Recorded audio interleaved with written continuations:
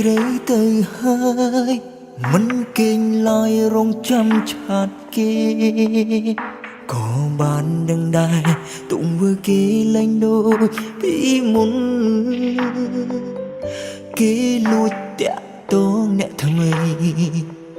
គេលួចពងវៀងដានខ្ញុំបែដូងមានរបួសធ្ងន់ត្រីរែកពន្រការឈឺចាប់ដេកយំម្នាក់ឯ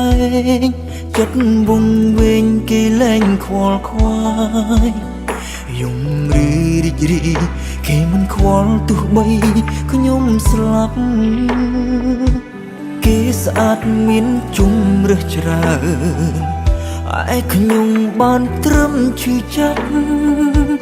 អូនលឺស្នេហ៍ប្រែស្រអាប់បាត់វត្តមានគេខ្ញុំនៅម្នាក់ឯងបាត់នោះនាងធ្លាប់គត់ណាញ់មុនពេលខ្ញុំចូលគេចេញទៅទុកខ្ញុំនៅឲ្យឯកើម្នាក់ឯងពីមុនគេធ្លាប់ហួសហែងមួយដូចពេលនេះដែលចិត្តចោលខ្ញុំ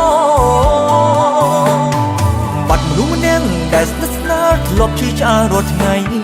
តើហេតុអ្វីចិត្តគេប្រែបែរធ្វើឲ្យខ្ញុំយំអស់បងខ្ញុំហើយទៅយកអ្នកថ្មី